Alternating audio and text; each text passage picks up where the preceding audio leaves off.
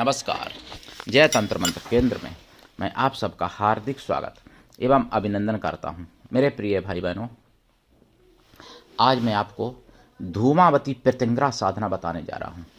ये अंतिम हथियार के रूप में इसको आप प्रयोग करें, ऐसे ना करें साधना। ये समझ लो आपकी अंतिम हथियार ये। लेकिन जानकारी के लिए मैं आपको देने जा रहा हूं। इसके लिए आपको हमारा वीडियो अंत तक देखना पड़ेगा। यदि आपने हमारा चैनल अभी तक सब्सक्राइब नहीं किया है तो लाल वाली बटन दबाओ और घंटी बजा दो। कोई शुल्क एवं चार्ज नहीं कटेगा।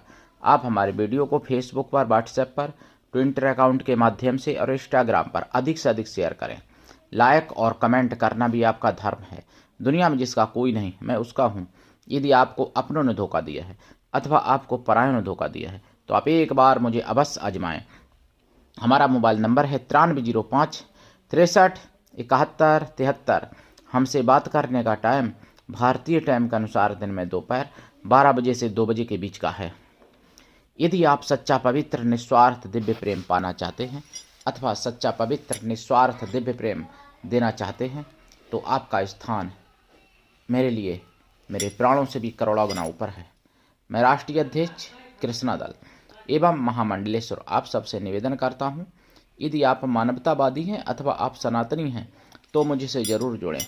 यदि आप में योग्यता हुई तो मैं आपको पदाधिकारी भी बनाऊंगा अपने संगठन कृष्णा दल में। ये कृष्णा दल हमारा आपका सबका एक परिवार है।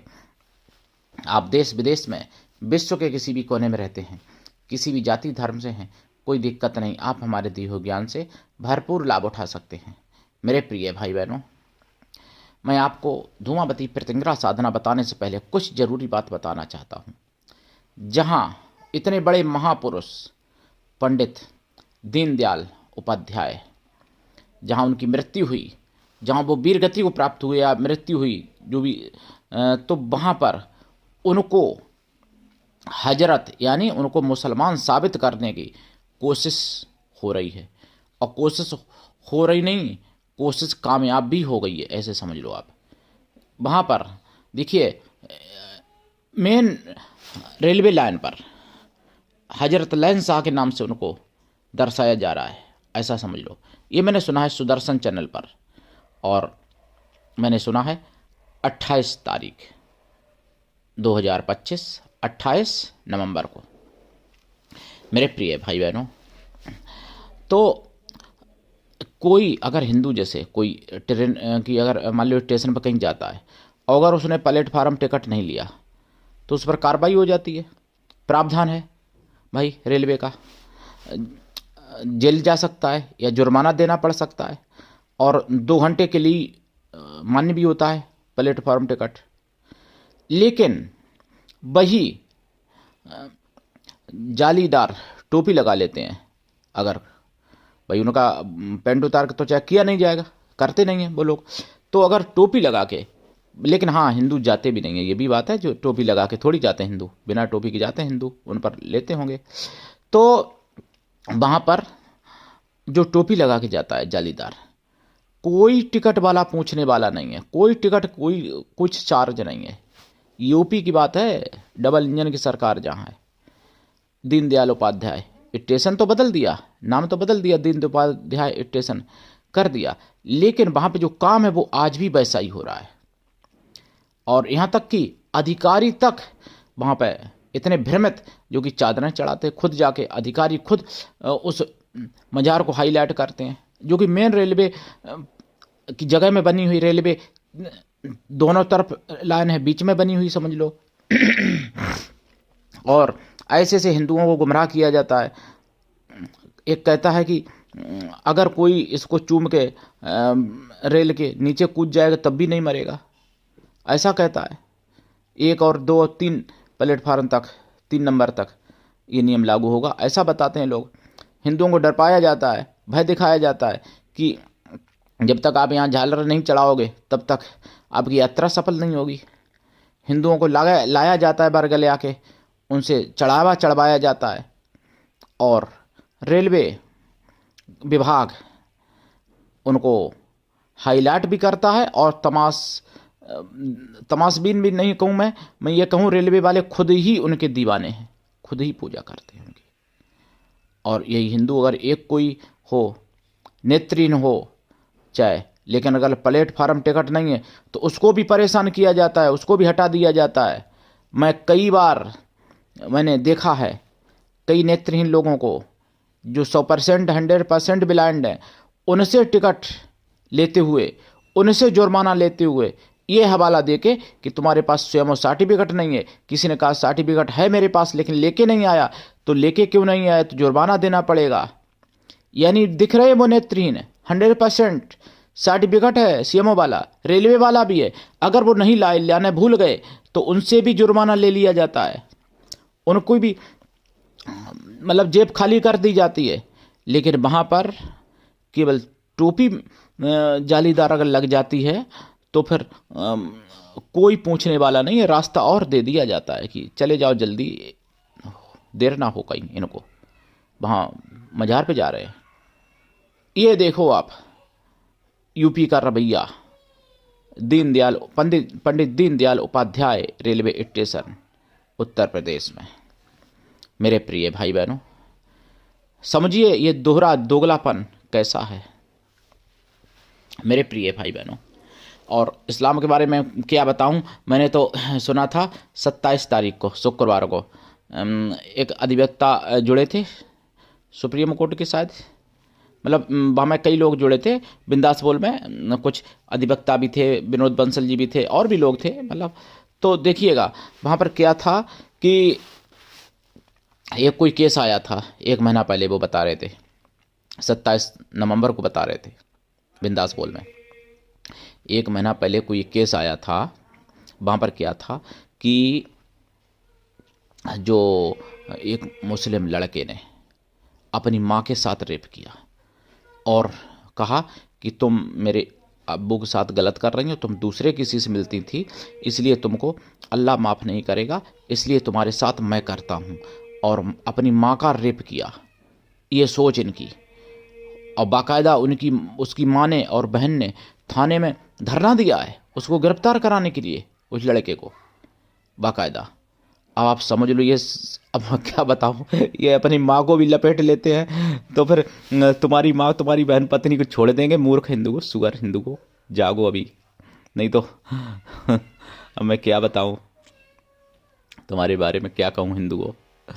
जब जो अपनी माँ का रेप कर सकता है तो तुम्हारी माँ को क्या, अब मैं क्या बताऊँ क्या करेगा। तो इसलिए जागो। ये कौमें एक ऐसी है कि अधिकांश समय लोग आतंकवादी इसी कौम से निकलते हैं, रेप करने वाले इसी कौम से निकलते हैं, थूक जिहादी इसी कौम से निकलते हैं, मलमूत्र जिहादी इसी कौम से निकलते हैं, और लैंड जिहादी, लव जिहादी इसी कौम से निकलते हैं, और मंत्र तंत्र जिहादी भी इसी कौम से निकलते हैं, और कथा जिहाद तो हिंदू भी कर रहे थे, और तो खैर रोक लगी है थोड़ी बहुत, कुछ आज भी जिहाद में डूबे हुए हैं, कुछ कथावाचक भी। तो और कई प्रकार की, लाखों प्रकार की जिहाद निकलती है, रील जिहाद भी निकलती है, रील जिहाद का मुद्दा देखा था मैंने सुदर्शन चैनल पर। तो इसलिए जाग जाओ हिंदुओं, नहीं तो फिर अपनी माँ का रेप किया तो उसकी माँ को, अपनी माँ को ऐसा तब भी छोड़ दिया जो वो थाने में पहुँच गई धरना देने अपनी बेटियों को लेके, यानी माँ बहन। तुम्हारी माँ के साथ जब वो करेगा तो तुम्हारी माँ को नहीं छोड़ेगा थाने जाने लायक, और न तुमको छोड़ेगा कहीं का। इसलिए जाग जाओ हिंदू को, नहीं तो फिर रोने लायक भी नहीं बचोगे। अब मैं आपको धुआंवती प्रत्यंगरा साधना बता देता हूँ आपको। ये साधना आप कर सकते हो, लाभ उठा सकते हो। हाँ, यदि आपको सच्चा प्रेम, पवित्र प्रेम चाहिए तो आप मुझसे जुड़ सकते हो, अपने परिवार की तरह जुड़ सकते हो। और जो मुझे चाहता है या जिसको मैं चाहता हूँ उसको मैं प्राणों से भी ज़्यादा प्रेम करता हूँ। मेरे शिष्य शिष्याएँ हों, चाहे मेरा कोई परिवारीजन हो, मेरे मित्र हों, कोई भी हो। लेकिन एक बात और है, जो हमारे प्रियजनों का शत्रु है कोई, तो वो मेरा भी शत्रु ही होता है। हम कोई ऐसे नहीं है कि भैया कोई एक गाल में मारे तो हम दूसरा गाल कर देंगे, हम दूसरा गाल नहीं करने वाले हैं। हम फिर उसको उसके हाथ ही न रखें, उसको मारने लायक कोई न रखें। अगर कोई मेरे गाल में मारे तो मैं उसके हाथ ही न रखें, ऐसा व्यक्ति हूँ मैं, दूसरा गाल करने वाला नहीं हूँ मेरे प्रिय भाई बहनों। तो धुआंवती की साधना जो मैं बता रहा हूँ धूमावती, देखिए बहुत ही उग्र शक्ति हैं, बहुत ही उग्र हैं, अत्यंत उग्र हैं। जितनी वर्णन किया जाए इतनी उग्र हैं कि भगवान शिव तक को उन्होंने निगल लिया था। लेकिन शिव तो शिव हैं, धूम्र रूप में बाहर निकल आए थे और धूमेश्वर शिव कहलाए थे, जिनकी मैंने साधना डाली है धूमेश्वर शिव की। तो जो धूमावती के स्वामी धूमेश्वर शिव, उनकी मैंने साधना डाली है। वैसे तो कहा जाता है इनका कोई स्वामी नहीं है, अगर इनके हैं भी तो धूमेश्वर स्वामी है। तो धूमेश्वर स्वामी की मैंने साधना डाली थी, अपने चैनल पर देख लेना, बहुत पहले डाली है। लेकिन आज मैं धूमावती और धूमावती के साथ प्रत्यंगरा जब जुड़ जाती हैं तो अत्यंत उग्र साधना हो जाती है। ये कह दो कि सबसे उग्र हो जाती है साधना, जड़ से समाप्त कर देती है, देश के देश समाप्त कर सकती है शत्रुओं के। ऐसी ये साधना है। अब आप कहोगे पाकिस्तान को उड़ा दो, अरे भाई आप साधना कर लो, एक लोगों के करने से पाकिस्तान कैसे उड़ जाएगा? उसमें कई लोगों की ज़रूरत पड़ती है। पाकिस्तान भी उड़ सकता है और बांग्लादेश भी उड़ सकता है, लेकिन उसमें कई लोगों की ज़रूरत है। एक अकेला व्यक्ति नहीं उड़ा सकता है पाकिस्तान या बांग्लादेश को ये साधना करके। जैसे बहुत लोग कहे कि गुरुजी आप पाकिस्तान को उड़ा दो, अरे भाई हम अकेले कैसे उड़ा दें? हम तो तैयार हैं, आप लोग मेरा साथ तो दो। केवल कमेंट कर देने से या फ़ोन पे कॉल पे कह देने से कैसे उड़ जाएगा पाकिस्तान? आपको मेरे साथ चलना पड़ेगा, मेरे साथ कार्य करना पड़ेगा। और पाकिस्तान बांग्लादेश की क्या औकात है, पूरे संसार में हिंदू विरोधी नहीं बचेगा अगर आप मेरे हिसाब से कर लो ये साधना। तो ऐसी ये साधना है धूमावती प्रत्यंगरा साधना। लेकिन केवल कह देने मात्र से थोड़ी उड़ जाएगा भाई। मैं तो चाहता हूँ, लेकिन अकेले नहीं उड़ा सकता मैं। उसमें बहुत कुछ जरूरत पड़ता है, जब बहुत कुछ यज्ञ, बहुत कुछ सामग्रियों की जरूरत पड़ती है, तर्पण मार्जन होता है और विधवा स्त्रियों को भोजन कराना पड़ता है, बहुत कुछ होता है इसमें। तो मेरे प्रिय भाई बहनों, लेकिन मैं साधना जो देश के देश तो आप अकेले नहीं उड़ा सकते, लेकिन अपने निजी दुश्मनों को तो आप अकेले उड़ा सकते हो। 10 20 50 दुश्मन अगर आपके हैं तो एक दो को भी उड़ा सकते हो। तो आप कर सकते ये साधना। और दुश्मन केवल मनुष्य ही दुश्मन नहीं होता है, रोग दोष भी दुश्मन है। आपकी गरीबी, आपका दुर्भाग्य, आपके विघ्न बाधा, आपके शरीर में अंदरूनी रोग, बाहरी रोग, ये भी तो दुश्मन नहीं है ना आपके। कोई आपके कार्य में अड़चन आ रही, वो भी एक दुश्मन है। दुश्मन अदृश्य भी होते हैं और दृश्य भी होते हैं। तो मेरे प्रिय भाई बहनों, अगर कोई बाधा है, ग्रह बाधा, पितरदोष बाधा, काल सर्प योग द्वारा कोई बाधा, वो भी तो दुश्मन ही हो गई ना। तो इस सभी प्रकार के दुश्मनों को समाप्त करने के लिए धूमावती प्रत्यंगरा साधना एक बार करके देख लेना चाहिए आपको। और फिर करने के बाद साधना आप खुद मुझे कॉल करके बताओगे कि गुरुजी मेरे दुश्मन समाप्त हो गए। मैं नहीं पूछूंगा, आप खुद बताओगे। ये साधना आप कैसे करें? देखिए, साधना रात्रिकालीन है। साधना से पहले लाइफ टाइम के लिए शाकाहारी हो जाएं, ध्यान रखना। साधना काल में ब्रह्मचर्य व्रत, एक टाइम भोजन, भूमि शयन परम आवश्यक है।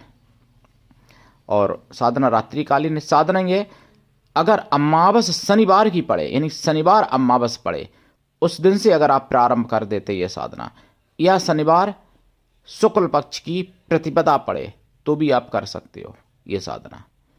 और नहीं तो फिर किसी भी शनिवार से आप कर सकते हो। लेकिन ये पर्व हमने जो बताई ज़्यादा अच्छे। और शनिवार की अगर दीपावली पड़ जाए या होली पड़ जाए तो फिर बहुत ही ज़्यादा, मैं क्या कहूँ, फिर तो कहने ही क्या, अगर शनिवार की दीपावली पड़ जाए। लेकिन वैसे साल में एक बार तो शनि अमावस्या पड़ी जाती है, कि या 2 बार कभी कभार, तो शनि अमावस्या से आप कर सकते हैं। अगर पास में समय नहीं मिल रहा है तो उजारे पक्ष यानी शुक्ल पक्ष के प्रथम शनिवार से प्रारंभ कर दें ये साधना। वो तो हर महीना में आता है भाई, शुक्ल पक्ष का प्रथम शनिवार, चाहे वो पड़ेवा को हो, फिर चाहे वो सप्तमी को हो। तो मेरे प्रिय भाई बहनों, ये साधना में आपको सरसों के तेल का दीपक जलाना पड़ेगा। इसमें आपकी दिशा दक्षिण रहेगी, आसन आपका काला रहेगा, और माला रुद्राक्ष या फिर काला हकीक या फिर शंख की माला से, जो समुद्र में निकलते हैं छोटे छोटे शंख होते हैं, उनकी माला से ये साधना आप करें। हालांकि सफ़ेद हकीक से भी कर सकते हो, लेकिन वैसे आप काला हकीक से करें, ज़्यादा अच्छा है। और वैसे तो फिर लाल चंदन से कर सकते हो, लाल हकीक से कर सकते हो, वो अलग बात है फिर। लेकिन वैसे लाल का प्रयोग न करके आप काले का प्रयोग करें ज़्यादा से ज़्यादा इसमें, या सफ़ेद भी कर सकते हैं। तो इसमें प्रसाद रखा जाएगा 7 प्रकार की मेवाएं और 7 प्रकार की ही मिठाई, खोया की शुद्ध मिठाई, जैसे पेड़ा हो गया, बर्फी हो गया, छोटा पेड़ा हो गया, रबड़ी हो गई, मिल्क केक हो गया, इस तरीके से मतलब बिना अन्न का 7 प्रकार की मिठाई। छेना भी रख सकते हैं, छेना में अन्न नहीं होता, लेकिन रसगुल्ला न रखें, गुलाब जामुन वगैरह या काले जामुन, इनमें अन्न होता है। तो ये साधना, लेकिन हाँ काले जामुन अगर आपका व्रत नहीं है तो काले जामुन भी रख सकते हो, बहुत अच्छा है काला जामुन फिर। ये साधना करें रात में, साधना के बाद प्रसाद खुद खाएं, परिवार में बांट दें। मेवा और मिठाई जो है खा भी सकते हैं, परिवार में भी बांटें, खा भी लें। और जल 1 लोटा जो रखा है वो आप किसी भी बबूल के पेड़ पर चढ़ा दिया करें, देसी बबूल, नित्य सुबह। बबूल ना मिले तो नीम के पेड़ पर चढ़ा दें, नीम के पेड़ पर, और नीम के पेड़ पर ऐसे चढ़ाएं जहां गिलोय पौड़ी हो। और इसका दशांश मैं बता रहा हूं आपको।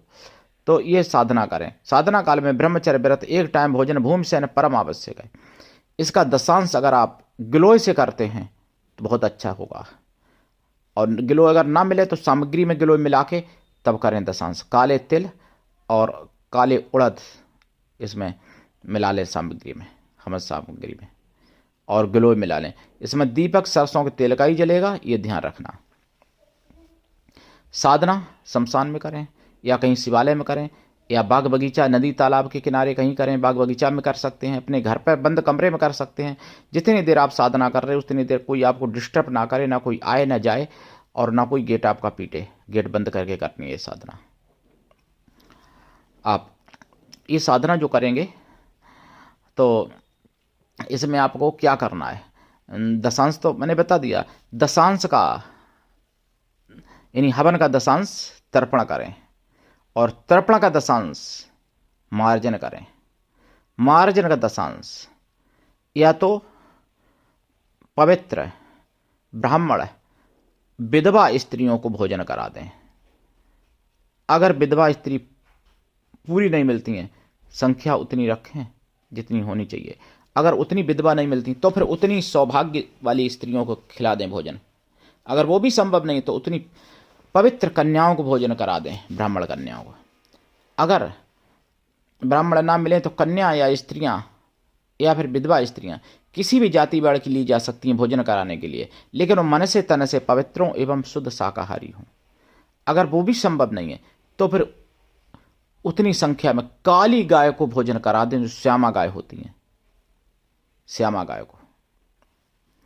और अगर आप मरण कर रहे हैं किसी का तो फिर भैंसियों को भोजन कराना पड़ेगा उतना। भैंसें जो होती हैं काली, उनको, काली भैंसों को। तो ये सब साधना बहुत ही उग्र है, इसमें कदम कदम पे आपको मौत दिखाई पड़ेगी अपनी। इसलिए ऐसे साधना मत करने बैठ जाना। मैं बता रहा हूँ अभी विधि। देखिए, ये गुरु से दीक्षा लेके साधना करनी चाहिए। गुरु ऐसा हो शिष्य से कुछ भी ना ले, लेकिन शिष्य भी ऐसा हो गुरु को सब कुछ दे। गुरु पर पूर्ण विश्वास करे, गुरु के लिए समर्पित रहे। गुरु ऐसा हो जिससे अपने मन की सारी बात कह सको, अपना सुख दुख भला बुरा पाप पुण्य सब कुछ बता सको। ऐसा गुरु होना चाहिए। और गुरु ऐसा हो जिससे आप बात कर सको, जिसकी कृपा प्राप्त कर सको। गुरु की कृपा छप्पर फाड़ होनी चाहिए, तभी ऐसी साधनाएं सफल होती हैं। ये साधना ऐसे सफल नहीं करें, इससे पहले कुछ सिद्धियां आपने अगर कर रखी हैं तभी ऐसी साधना करें। डायरेक्ट ना बैठ जाएं ऐसी साधना करने को, नहीं तो नुकसान बहुत बड़ा हो सकता है। आप तो जाएंगे ही जाएंगे। आपसे जितने लोग प्रेम करते होंगे और जिनको आप प्रेम करते हो उन लोगों को भी खतरा हो सकता है। वो लोग भी जा सकते हैं, या तो मर सकते हैं या पागल हो सकते हैं। इसलिए ऐसी साधना कृपया मतलब सुन लें। सुनने में अच्छा लगता है जानकारी, लेकिन करने से पहले 1000 बार सोचें तब करें ये साधना। लेकिन हाँ, अगर गुरु की कृपा है, अगर आपने कोई सिद्धियां कर रखी हैं और आपका दिल मजबूत है, अगर आप शमशान की कोई साधना कर सकते हैं, कर लिए हैं सिद्ध आप, तो फिर इस साधना को कर सकते हैं। फिर भी इस साधना को घर में करें। शमशान में अति बहुत ही परम उग्र बन जाएगी ये साधना शमशान में करोगे तो।